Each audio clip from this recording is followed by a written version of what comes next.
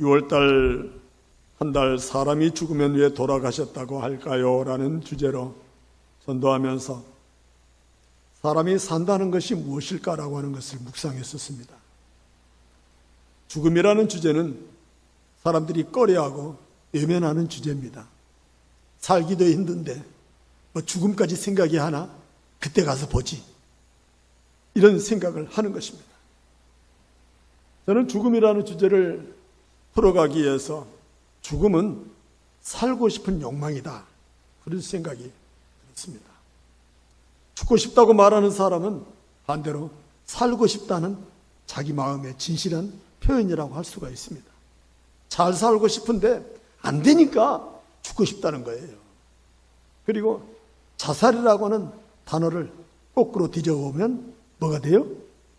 살자가 돼요. 그만큼 사람들은 죽음이라는 것 앞에서 살고 싶은 강한 욕망이 꿈틀거린다고 할 수가 있을 것입니다.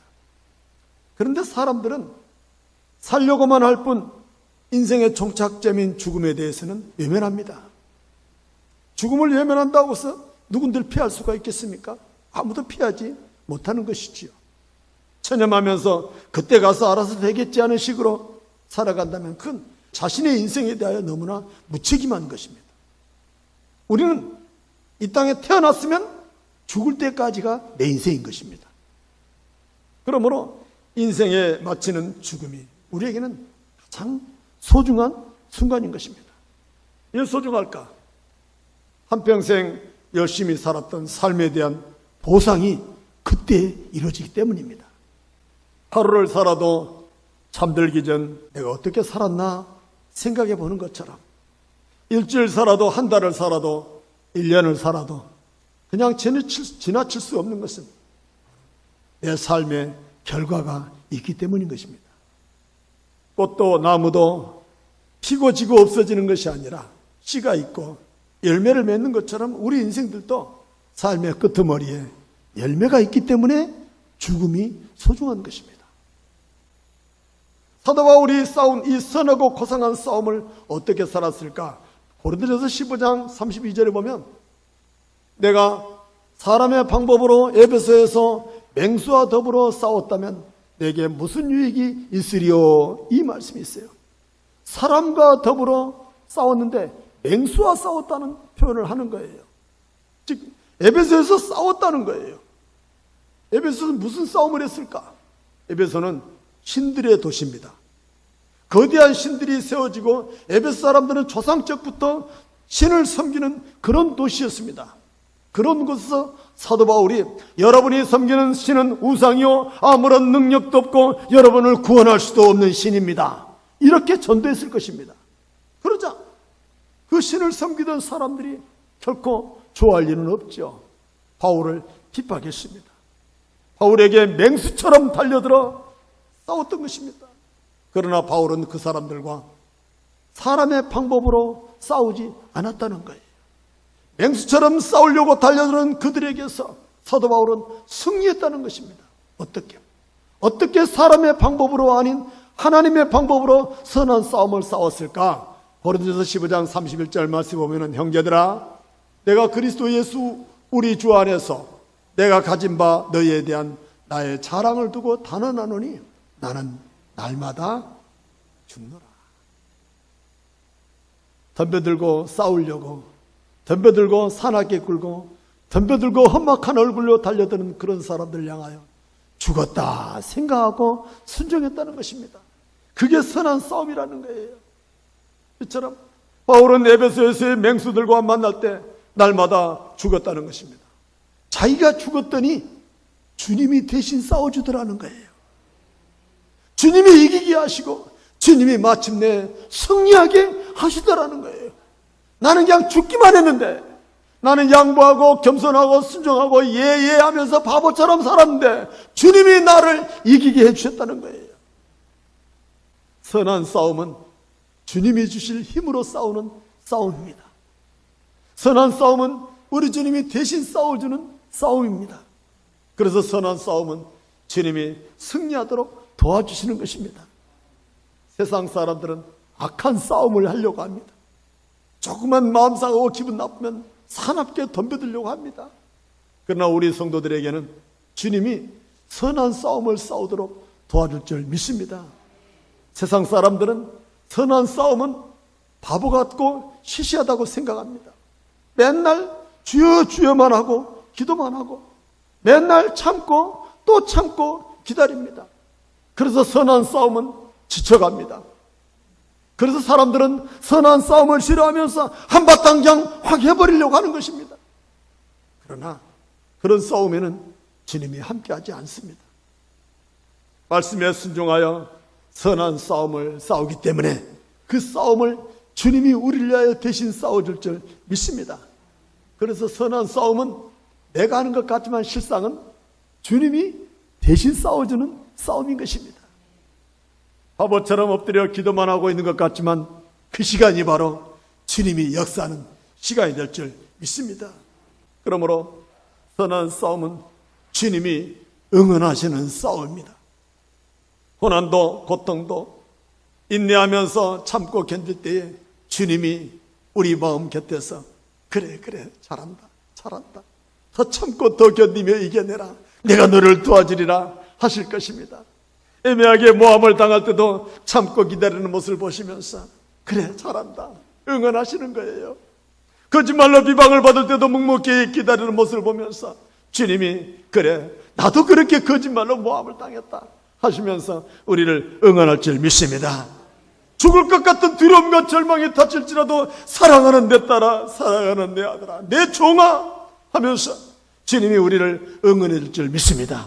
선한 싸움을 싸워 끝까지 믿음을 지키고 달려갈 길을 다가가는 저와 여러분 되시기를 축복합니다. 두 번째로 사도 바울에게 주신 이 면류관은 달려갈 길을 마친 자에게 주는 면류관이라는 것입니다. 우리 함께 있습니다. 시작. 나는 선한 싸움을 싸우고 나여 달려갈 길을 마치고 믿음을 지켰으니 아멘. 모든 인생들은 다 달려갑니다. 어떤 사람 부지런히 달린 것 같지만 중도에 포기한 사람이 얼마나 많습니까? 그래서 세상에서는 결승선을 도착하는 것이 중요한 것이 아니라 1등이 중요한 것입니다. 세상은 1등, 2등, 3등만 알아주는 거예요. 꼴찌는 인정받을 수 없는 것이 세상입니다. 그러나 우리 주님 앞에는 등수가 중요하지 않습니다. 우리 주님 앞에서는 누가 끝까지 결승점을 도착했느냐, 그것을 주님이 보시는 것입니다. 그래서 우리 인생의 끝자락은 바로 인생의 결승점입니다. 여러분, 최선을 다한다는 게 무슨 의미겠습니까? 마치 달리기 선수가 골인점에 도착했을 때는 힘이 하나도 남지 않아야 그것이 최선을 다하는 것입니다. 결승점에 도착해서 쓰러져 버리기까지 달리는 것이 최선을 다하는 것입니다. 부모님은 자식을 위한 일이라면 최선을 다하십니다. 자식을 위해서라면 죽음도 마다하지 않기 때문에 부모님은 자식을 위하여 최선을 다하는 것이죠. 그래서 우리 자신은 하나님께서 이 땅에 맡겨진 달란트와 같습니다. 60년 혹은 80년 100년의 삶의 수명을 주신 것은 그 기간 동안 하나님이 우리에게 맡겨진 달란트를 최선을 다하여 사용하라고 주신 수완인 줄 믿습니다. 저는 주님 앞에 최선을 다하느냐 최선을 못했느냐라고 하는 그 물음에 대하여 늘 부끄러운 종입니다. 항상 부족하기 때문에 아무리 최선을 다해도 내 능력이 한계에 벗어날 때마다 절망하고 좌절할 때가 많습니다. 준비하고 또 묵상하고 오늘 새벽에 일어나서도 또 다시 한번 최종으로 검토하면서 주님, 저는 여기까지인데 설교 원고를 맞는지요? 주님의 뜻에 합당한지요? 하면서 설교 원고를 마지막 덮으면서 기도합니다. 주님, 종의 부족함과 연약함을 뛰어넘어서 이제부터는 주님이 일하시고 주님이 저들의 심령 속에 이 말씀이 새겨지게 해달라고 기도할 뿐인 것입니다. 사랑하는 성도 여러분, 주님은 우리를 다 알고 계십니다. 모르시는 것이 하나도 없습니다. 우리의 신앙생활은 하나님 앞에 하는 것이지요. 주님은 우리들을 바라보고 계십니다. 사람을 의지하며 사람을 바라보고 있지는 않는지, 상황이나 형편과 환경을 바라보고 있지는 않는지, 순종도 열정도 없이 그저 기회나 엿보고 있지는 않는지 우리 주님이 보고 계시는 거예요. 그래서 육체의 욕망을 위하여 최선을 다하면 끝이 없는 탐욕 속에 살아가게 될 것입니다. 그러나 우리 영혼을 위하여, 주님 앞에 부끄럽지 않을 내 영혼을 위하여 최선을 다해 산다면 그나마 이로가 있을 줄 믿습니다. 내 영혼의 때, 그날 그때를 위하여 주님 앞에 기도하는 마음으로 오늘 하루를 점검하고 최선을 다했는지 주님께 물어보는 것입니다. 제가 준비한 사진이 있습니다. 여러분 잘 아시는 브라운관의 안방마님 김자옥 권사님. 이분은 제가 간증 영상을 보면서 살아온 지난 날이 순탄하지 않았음을 보았습니다. 어린 시절부터 힘겨웠던 청소년 시절을 보내면서 브라운관에 데뷔를 하면서 인기 연예인으로 자리를 굳혀갈 때쯤에 김자옥 권사님의 언니가 부산 해운청장의 사모님이었습니다. 부산 해운청장의 사모님이니 대단한 것 아니겠습니까? 언니는 부러울 것이 하나도 없는 사람이었어요. 쓰지 못할 돈이 없고 사지 못할 것이 없었어요. 그렇게 떵떵거리며 잘 나가던 언니가 어느 날 한날 갑자기 세상을 떠나버립니다. 너무너무 놀라고 너무너무 허망했어요. 그러면서 인생에 사는 것이 무엇인가 돌아보면서 예수님을 영접하게 됩니다. 언니의 갑작스러운 죽음으로 살아온 날들과 앞으로 살아갈 날들에 대한 고민을 하면서 그 답을 찾고 싶어 주님을 만났던 것이죠.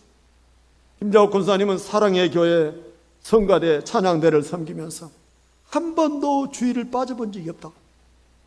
연예인들은 항상 촬영 스케줄에 의해서 움직이거든요. 예. 그 촬영에 자기가 빠지면 그 촬영에 모든 사람들이 다 쉬어야 되기 때문에. 그럼에도 불구하고 한 번도 주일을 빠진 적이 없다는 것입니다. 그것이 하나님 앞에 자기 모습이었어요. 그런데 이분이 그냥 성가대만 섬기면서 신앙생활하는 것이 아니라 길을 가든지 촬영 중이든지 어디를 가든지 누구를 만나든지 예수님을 전하는 것입니다. 예수 믿으시라고. 그러다가 예수 안 믿는 사람을 만나면 깜짝 놀라면서 아니 도대체 예수님을 안 믿고 어떻게 살려고 그러냐고, 예수님도 안 믿고 어떻게 사냐고 하면서 막 안타까운 마음으로 탄식하면서 그 사람을 붙잡고 사정을 한다는 것입니다. 예수님을 믿으라고. 그렇게 열심히 예수 믿고 전도하며 살던 김자옥 권사님의 63세에 폐암이 찾아왔습니다. 죽음이 찾아왔어요. 그러나 그는 조금도 두려워하지 않았습니다. 도리어 하나님께 감사했답니다. 왜? 뭐가 감사한가? 하나님께서 나로 하여금 갑작스럽게 데려가지 아니하시고 죽을 준비를 할 수 있게 해주신 것이 감사하다는 것입니다. 죽을 준비, 하나님께 갈 준비를 마지막 할 수 있게 된 것이 감사하다는 거예요. 그래서 병상에서도 전도하고 당당하고 고상하게 하나님 나라 갈 때까지 신실하게 믿음을 지키면서 주님 품에 안겼던 것이죠. 여러분, 이런 신앙이 바로 다시 만날 그날 때 주님이 나에게 주실 면류관을 바라보는 신앙 아니겠습니까? 사랑하는 성도들은 누구에게나 항상 때가 있습니다. 시작할 때가 있고 마칠 때가 있는 것이죠. 죽음은 우리 믿음의 사람들에게는 시작입니다.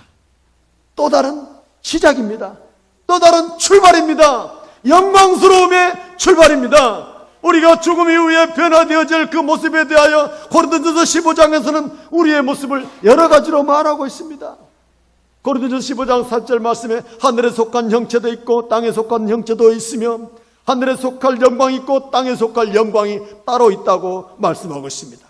그리고 이어서 41절에서는 해의 영광도 다르고 달의 영광도 다르고 별과 별의 영광도 다르다고 표현하고 있습니다. 뭘 말할까요? 주님 앞에서는 그날 우리의 영광이 각각 다 다르다는 것입니다. 해처럼 빛나는 영광이 있고 달처럼 빛나는 영광이 있고 별처럼 빛나는 영광도 있는데 밤하늘의 별이 다 밝습니까? 그렇지 않죠. 무수하게 뜨는 그 많은 별들 중에도 반짝반짝 빛나는 별이 있고 희뭇거리한 별이 있고 비쳤다가 꺼졌다가 비쳤다가 꺼졌다가 반복하는 별도 있고 수많은 별에 빛이 있는 것처럼 하나님의 나라에서는 그날 우리의 영광스러운 모습이 다 다르다는 것입니다. 이 아름다운 영광스러운 모습을 위하여 이 땅에서 우리가 살아가는 것이죠. 사도 바울이 기대하는 의의 면류관 이외에 주님이 우리에게 주실 면류관은 또 있습니다. 영혼을 사랑하는 자에게 생명의 면류관을 주신다고 약속했습니다. 존귀하고 거룩한 삶을 살아가는 자에게 영원로운 면류관을 주신다고 약속했습니다. 여러분 무슨 면류관 받고 싶으신가요? 여러분에게 한두 개만으로 만족하겠습니까? 나는 있다면 4개, 5개, 10개라도 쓰고 싶습니다. 주신다면 다 쓰고 싶어요. 저는 욕심이 많아요. 사랑하는 성도 여러분, 이처럼 주님이 우리에게 주신 그 아름다운 면류관을 요한계시록에서는 이렇게 말씀하고 있습니다. 요한계시록에 내가 속히 어리니 내가 가진 것을 굳게 잡아 아무도 내 면류관을 빼앗지 못하게 하라. 면류관을 빼앗지 못하게 하라는 것입니다. 이 땅에서 주님이 주시려고 준비했는데 놓쳐버릴 수도 있다는 거예요. 빼앗겨 버릴 수도 있다는 거예요. 그러므로 그 면류관을 지키라는 것입니다. 사랑하는 성도, 하루해가 저물면 잠자리에 들면서 무슨 생각을 하고 잠에 빠지십니까? 일주일이 끝나는 삶의 자락에서 무슨 생각을 하면서 한 주간을 돌아보십니까? 우리는 바로 하루하루의 삶은 여러분의 삶 속에서 연속이라고 느껴지지만 한 주간의 삶은 이곳에서 하나님 앞에 결산한 줄 믿습니다. 한 주간에 어떻게 살았는지, 그리고 또 하나님께서 허락하실 내 삶의 한 주간은 어떻게 살 것인지 하나님의 말씀을 붙잡고 기도하며 나아가는 삶입니다. 그리고 한 달이 지나면 월급으로 보상을 받듯이 우리 인생들에게도 상급이 있고 1년을 지나고 저물어가는 해를 바라보면서 아쉬워하고 떠오르는 새해를 바라보면서 다짐하듯이 우리 인생은 한 해 한 해 우리 인생의 결실을 바라보며 살고 있는 것입니다. 그렇다면 여러분, 이제 이렇게 살아가는 우리들에게 주님이 준비하신 의의 면류관, 생명의 면류관, 영광의 면류관, 그 면류관이 여러분의 것이 되기 위하여 어떻게 할까? 무엇을 해야 할까? 우리 함께 오늘 보면 한번 읽어보겠습니다. 시작. 나는 선한 싸움을 싸우고 믿음을 지켰으니. 아멘. 그렇습니다. 믿음을 지키는 거예요. 하나님의 약속의 말씀을 붙잡고 믿음을 지키는 것입니다. 바울은 믿음을 지킴으로 의의 면류관을 받게 될 그날을 기다리고 있는 것입니다. 우리가 이 세상에서 믿음을 지키며 살아가는 것은 대단히 중요합니다. 왜냐하면 믿음을 지킴으로 의의 면류관을 받게 되기 때문입니다. 믿음으로 산다는 것, 믿음을 지킨다는 것은 쉬운 일이 아닙니다.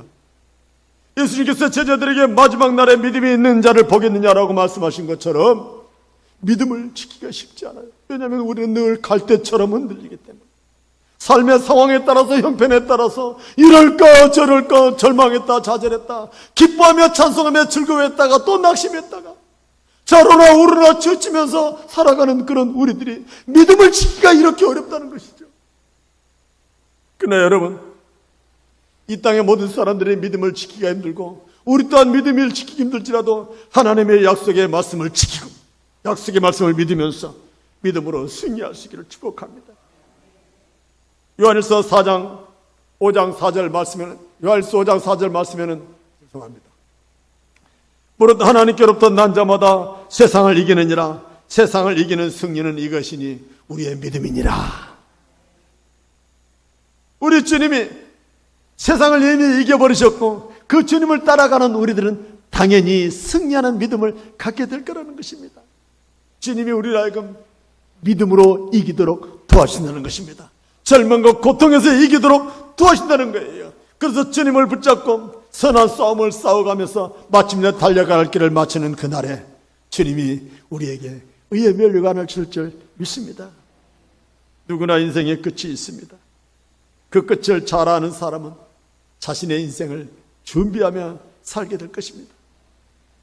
우리의 믿음의 사람들은 항상 끝을 생각하지만 그 끝이 영원한 끝이 아닙니다. 새로운 시작인 것이죠. 새로운 출발인 것입니다. 그래서 신랑을 맞으러 나온 지혜로운 5 처녀들처럼 기름과 등불을 준비하며 우리 주님을 기다리는 마음으로 신앙생활 하는 것입니다. 저와 아내는 특별한 것을 지금 준비하고 있습니다. 저희 앞서 가신 분들처럼 저희도 언젠가는 이 땅의 삶의 끝을 맞이할 때가 있을 거라고 생각이 듭니다. 그래서 그때를 위하여 무엇을 준비할까 생각하다가 좋은 생각을 주님께서 주셨습니다. 우리의 삶이 이 땅에서 끝날지라도 하나님의 말씀은 영원하다라고 하는 의미를 생각하면서 저는 저의 장례식 3일 동안 제 장례를 위하여 찾아오는 사람들에게 하나님의 말씀을 들려줘야 되겠다 생각을 했습니다. 그래서 제가 잠언과 전도서 시편의 말씀을 제 육성으로 녹음해가지고 그것을 제가 좋아하는 찬송과 잔잔한 음악을 깔아서 저장해놨다가 우리 아이들에게 내가 죽거든 3일 동안 오는 사람들에게 내 목소리를 들려줘라 그렇게 말하고 있습니다. 아니 어떤 사람은 내가 깜짝 놀랐어요. 뭐 죽음 다음에 그런까지 생각하냐고 여러분 생각할지 모르겠지만 하나님의 말씀에 대한 저의 고백은 그렇습니다. 하나님의 말씀은 영원해요. 내가 죽더라도 하나님의 말씀은 살아있습니다. 그 말씀을 의지하고 살아갈 내 자손들에게, 내 자녀들에게 지혜가 무엇인지, 하나님의 기뻐하신 뜻이 무엇인지 하나님의 말씀을 들으면서 내 죽음을 준비하라고 말하고 싶어요. 어때요? 괜찮죠? 괜찮죠? 여러분도 해보고 싶으세요? 제가 도와드리겠습니다. 저에게는 초고속 성능 녹음기가 있습니다. 그렇지 않아도 여러분의 핸드폰으로 다 녹음할 수가 있습니다. 사랑하는 여러분, 이와 같은 생각들, 즉 내가 언젠가는 마지막 날이 있을 때 그때 가서 내가 무엇을 준비할까? 주님 앞에 어떻게 살까? 그리고 그 마지막 끄트머리에서 나는 무엇을 남기면서 어떤 사람으로 기억되며 하나님 품에 안길까? 고민하면서 기도하다가 이런 생각 저런 생각하면서 하나님의 뜻을 이어가는 것이죠. 그것이 바로 내 인생에 달려가는 최선의 삶을 사는 것. 그것이 바로 주님 앞에 최선을 다하는 거라고 확신됩니다. 사랑하는 성도 여러분, 이제 말씀을 마치면서 믿음의 경주의 3가지 규칙을 간단히 여러분에게 전하고자 합니다. 첫째는 우리 믿음의 사람들은 선한 싸움해야 합니다. 악한 싸움은 주님께서 용납하지 않습니다. 우리가 달려가야 할 싸움은 선한 싸움인 것입니다. 기도로 싸우고 순종으로 싸우고 겸손하며 싸우고 인내하며 싸울 때에 하나님이 그 싸움을 대신 싸울 줄 믿습니다. 두 번째로 선한 싸움에 믿음을 지킬 수 있기를 원합니다. 믿음 없이 달려가는 경주는 상을 받을 수가 없습니다. 주님은 우리의 마지막 때에 믿음을 보실 것입니다. 나 같은 죄인을 살리신 주님을 믿는 그 믿음, 나 때문에 죽으신 주님의 십자가를 생각하면서 그 은혜를 사모하면서 믿음으로 기도하는 그 믿음, 여러분, 그 믿음을 끝까지 지킬 때에 우리는 달려갈 길을 마치고 믿음을 지켰다고 말할 수가 있을 것입니다. 이 믿음, 지켜지는 믿음으로 주님께 영광 돌리시기를 원합니다. 세 번째는 여러분, 맞출 때까지 달립시다. 주님 앞에는 1등이 중요하지 않아요. 2등도 중요하지 않아요. 꼴찌가 돼도 괜찮아요. 끝까지 맞출 때까지 주님을 바라보며 달려갈 때에 주님이 마침내 잘하였도다 착하고 충성된 내 딸아 내 아들아 부르실 줄 믿습니다. 주님이 결산할 그때가 바로 끝나는 것입니다. 오늘도 나를 위하여 주님께서 의의 면류관을 준비하시고 사랑하는 내 딸아 내 자녀야 내 백성아 내 종아 하면서 우리를 부르시고 응원할 줄 믿습니다. 이 믿음을 가지고 여러분 주의 말씀을 붙들려 승리하는 저와 여러분을 되시기를 축복합니다.